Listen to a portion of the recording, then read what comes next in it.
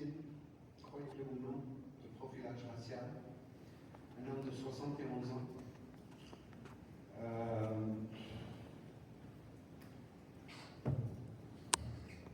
Un professionnel, producteur de films documentaires télévisés ici et à travers le monde. Traversant la rue Sainte-Catherine au coin de Crescent par un jour, une belle journée, une fin d'après-midi du mois d'août dernier. Et oui, j'ai subi une histoire tellement sordide que même les commandants en uniforme ici présents vont être surpris et même outrés, j'espère, d'une brutalité incroyable, injustifiée et gratuite. Et je tiens à vous raconter cette histoire-là pour savoir en quoi ce que j'ai lu durant les 2 derniers jours vont éviter à d'autres personnes ce qui m'est arrivé. Parce que quand j'ai entendu parler à Radio-Canada,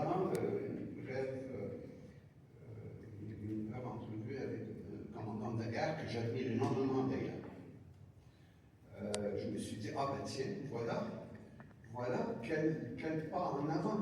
Okay? Mais après avoir lu ce que j'ai lu, j'ai trouvé ça comme du fromage suisse, avec tellement de trous qui n'empêchera pas, je pense, et c'est pour ça que je vais poser la question après avoir raconté le plus brièvement possible mon histoire. Comment est-ce que ça peut éviter à d'autres ce qui m'est arrivé? Okay? Alors, donc, au mois d'août, Juste un instant. Oui. Comme dans mon préambule, j'ai clairement indiqué que ce n'est pas l'endroit, ce n'est pas le forum pour parler des cas individuels que vous avez subis.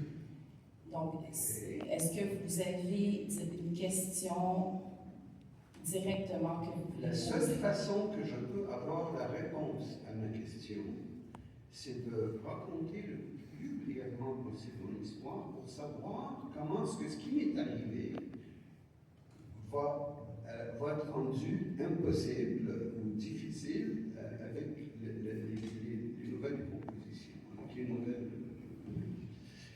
règles. Alors, moi, si vous voulez, j'ai été victimisé une première fois et victimisé une seconde fois par des procureurs ou la direction de la poursuite, évidemment, qui ne sont pas ici aujourd'hui, parce qu'ils perpétuent les mensonges des policiers en premier lieu et continuer une poursuite totalement illégitime.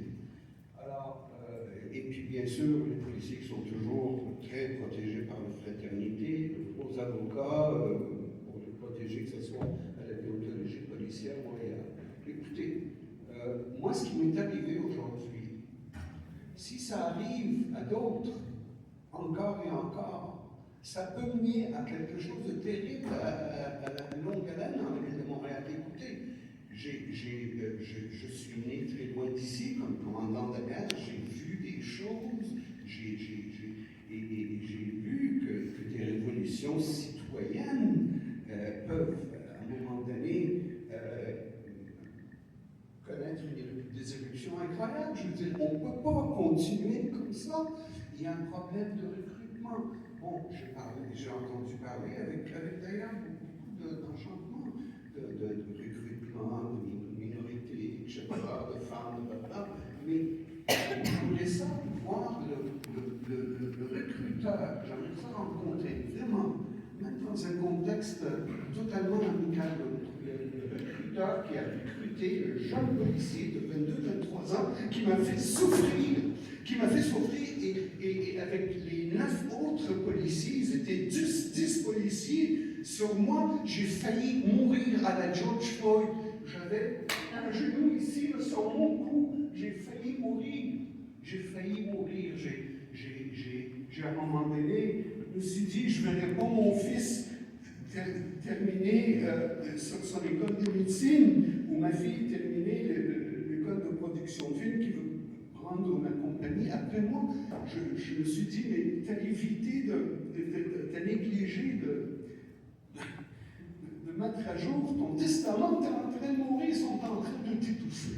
C'est incroyable. Non, non, mais je vous écoute. Ce que je vous demande, c'est que je veux ici, publiquement, que les grands patrons du SPVM, il y en a quand même une bonne représentation, me disent en quoi, avec ce qui est annoncé aujourd'hui, peut empêcher ce qui est arrivé. Merci. Oui. Alors, est-ce que je peux maintenant répondre? Je vais laisser au SPVM répondre à votre question, puis après, vous aurez une deuxième question. Je sais, comme vous l'avez dit, je ne pourrais pas parler d'un cas en particulier, mais tout à l'heure, j'étais avec M. Matin et j'ai lui offert qu'on puisse en parler. Éventuellement, je ne connais pas sa cause, je ne connais pas le dossier, je ne sais pas si dans l'instance, j'ai aucune idée. Mais toutefois, on verra si on a un représentant qui le rencontre pour saisir avant tout de quoi il s'agit, parce que je n'arrive pas à savoir quelle réponse, à quelle question répondre. Je ne saisis pas, mais ce ne sera pas là que je vais pouvoir commenter un événement. Par contre, est-ce qu'il peut y avoir une rencontre ultérieure? Peut-être. Ça serait grandement apprécié, commandant Dagan. Grandement apprécié. Je vous l'avais Donc, M. Mata, le chef de police, vous dit qu'il est prêt à vous rencontrer parce que...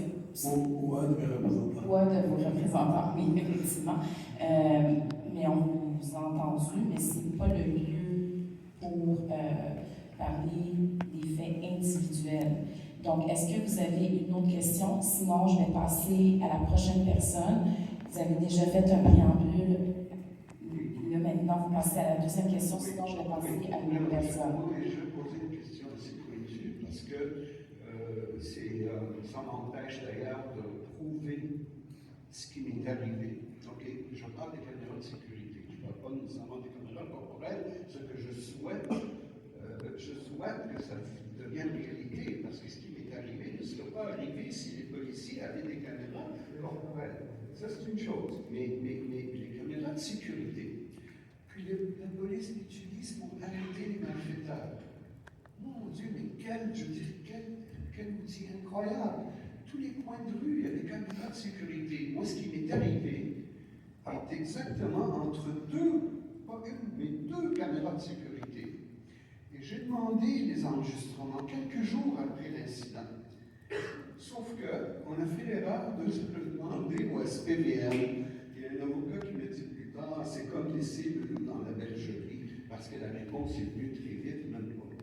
Monsieur Mata, comme je dis, OK, alors je veux savoir, ma question est la suivante. Comment est-ce qu'on peut être assuré à 1000% en tant que victime de profilage et de violence?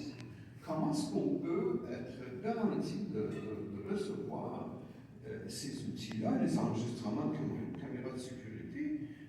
Moi, une des deux caméras, depuis que je l'ai demandé, a été disconnectée, désinstallée. Il y en a encore le socle sur le poteau, mais la caméra est partie. Donc, la question est, est-ce qu'il y a des citoyens ont accès à ce genre de...